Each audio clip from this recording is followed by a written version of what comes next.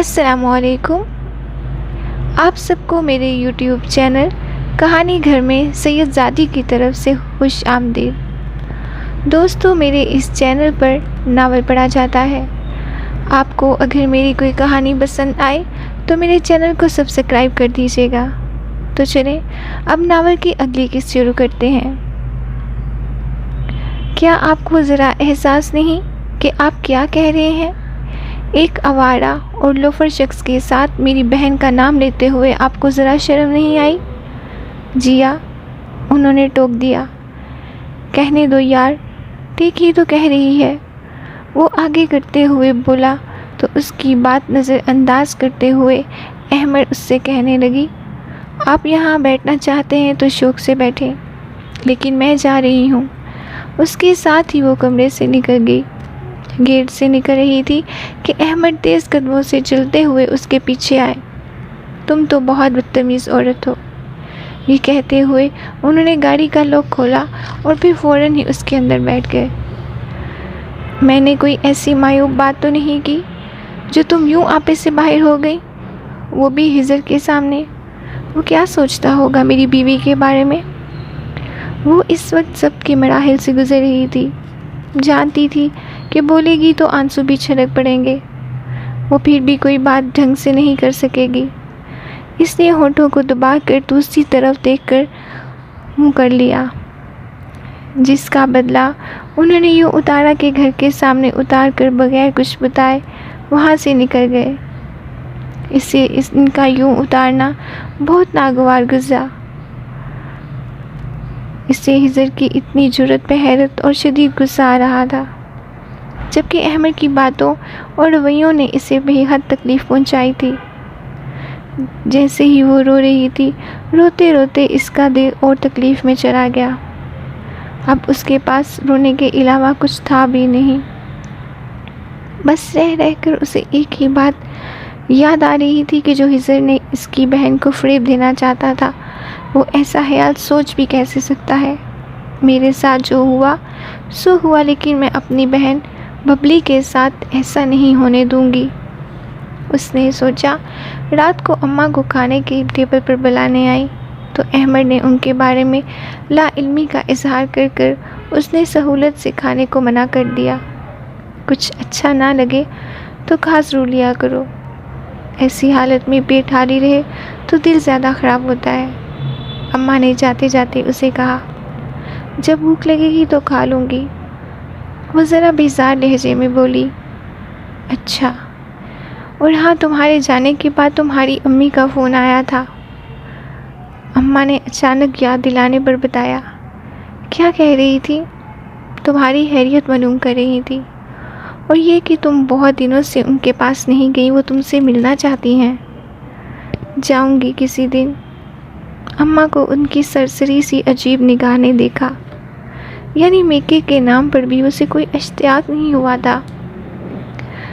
تب قیاس کرتے ہوئے بس بولی، تم بہت جلد گھبرا جاتی ہو دلہن، میرا دھیان ہٹانے کی کوشش کرو تب تو طبیعت سنبھلے گی، اور یہ احمد آ جائے تو آج میں اسے کہتی ہوں کہ تمہیں کچھ دنوں کی چھٹی لے کر کہیں گھمانے لے جائے۔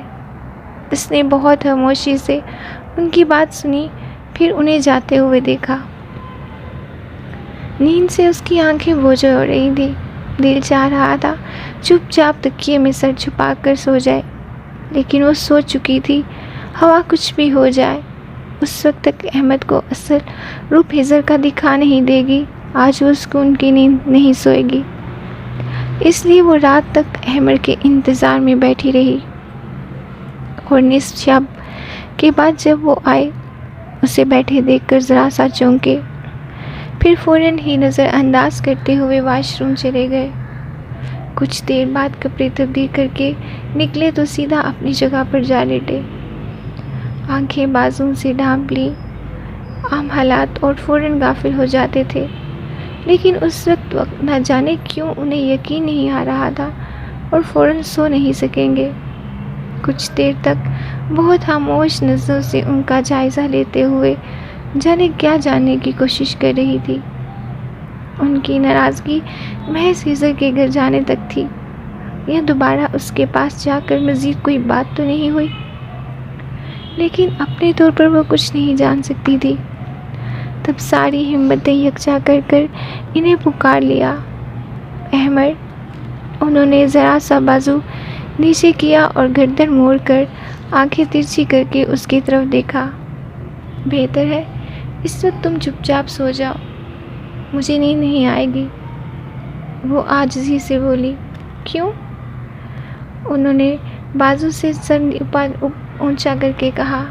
کیا تم اپنے رویہ پر نادم نہیں ہو؟ نہیں۔ نہیں؟ کچھ جھنجھلا کر دہرایا اور تن سے بولے، گویا میری طرف سے تمہیں کوئی ندامت کا اظہار بھی نہیں۔ نہیں۔ پھر کیا چاہتی ہو تم؟ بس آپ میری آج ایک بات سن لیں۔ کیا بات؟ وہی جو میں آپ سے کہنا چاہتی ہوں۔ آپ نے مجھے ہمیشہ روک دیا اور خاموش کرا دیا۔ وہ خاموش ہو گئے، غالباً سوچنے لگے تھے کہ انہوں نے کب اسے ٹوکا اور کس بات پر اس کو ٹوکا۔ وہ قدرے طاہر سے مگر بغیر کسی متوجہ ہوئے اس سے بولے، کہو۔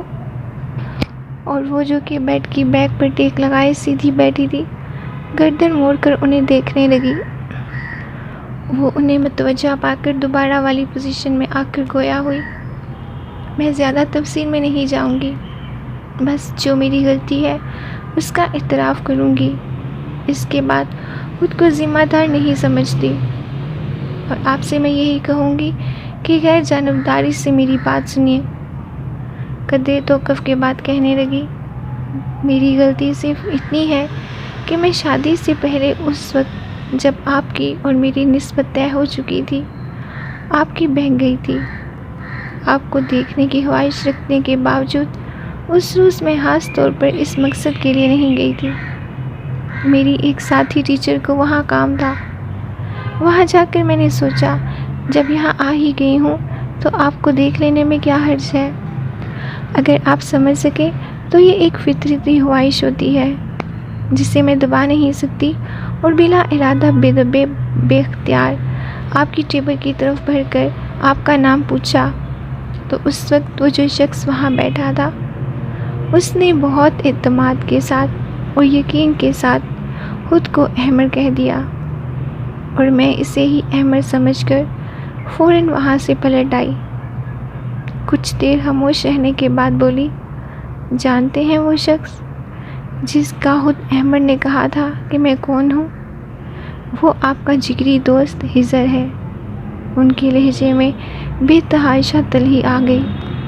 اگر بات وہیں ختم ہو جاتی تو میں سمجھتی اس نے یوں ہی مذاق کیا ہے، لیکن اس کے بعد وقتاً فوقتاً مجھے آپ کے حوالے سے ملتا رہا۔ کیا؟ جبکہ میں جانتا تھا، وہ یہ بھی جانتا تھا کہ میں آپ کی منگیتر ہوں۔ آپ شاید اس کی طرفداری میں ہی یہ کہیں گے کہ ہو سکتا ہے اسے یہ بات معلوم نہ ہو اور اس نے اپنی عادت سے مجبور ہو کر دوسری لڑکیوں کی طرح میرے ساتھ بھی راہ رسم بڑھائی ہو، تو ایسا ہرگز نہیں ہے۔ اگر ایسی بات ہوتی تو مجھے آپ کی بیوی کے روپ میں دیکھ کر وہ بہت شرمندہ ہوتا اور معافی بھی مانگتا، جبکہ اس کے برعکس وہ اب تک مجھے دھمکیاں دیتا ہے اور مجھ سے اسی طرح ملنوں کی رٹ لگائی ہوئی ہے۔ احمر کو سارا احوال کہہ سناؤں گی، اور پھر شروع میں آپ نے خود محسوس کیا کہ میں کتنی خوفزدہ تھی، لیکن پھر ایک روز میں نے یہ فیصلہ کیا کہ مجھے آپ کو ساری حقیقت بتا دینی چاہیے، اور بارہا میں نے آپ کو بتانے کی کوشش بھی کی، لیکن ہمیشہ آپ نے یہی سمجھا کہ میں روایتی بیوی بن کر آپ کو خضر سے متفق کرنا چاہتی ہوں۔ اس لیے پہلے ہی مقام پر مجھے سختی سے ٹوک دیا جاتا تھا کہ میرا ایک ہی دوست ہے، میں اس کے بارے میں کچھ نہیں سنوں گا۔ اب آپ ہی بتائیے میں کیا کرتی؟ اس نے خاموش ہو کر دیکھا تو دل دھک سے رہ گیا۔ پہلے خیال آیا کہ وہ غلطی کا اعتراف کر کے ایک اور غلطی کر گئی ہے، اور پتہ نہیں وہ کس طرح ضبط کر پا رہے تھے۔ ان کا چہرہ سرخ ہو گیا تھا اور آنکھوں میں بے تحاشا غصہ۔ پتہ نہیں کس کے لیے اسے اپنی طرف دیکھتے پا کر انہوں نے پہلے رخ موڑ لیا، پھر اٹھ کر بیٹھ گئے اور ہاتھ بڑھا کر سگریٹ کا پیکٹ اٹھایا۔ کچھ کہے بغیر کمرے سے نکل گئے، جس سے وہ مزید پریشان ہو گئی۔ اگر وہ کچھ کہہ کر دل کی بھڑاس نکال بھی لیتے تو شاید اسے اتنا تو جان نہیں لیتے۔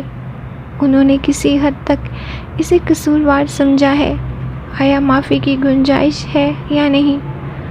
لیکن وہ تو یوں ہی اس کے سر پر تلوار لٹکتی چھوڑ کر چلے گئے، جس کے تلے اپنا دم گھٹتا محسوس ہو رہا تھا۔ یہ خوف اللہ کے پتہ نہیں اس کے ساتھ کیا ہو۔ کتنی دیر گزر گئی، احمد پتہ نہیں کہاں تھے۔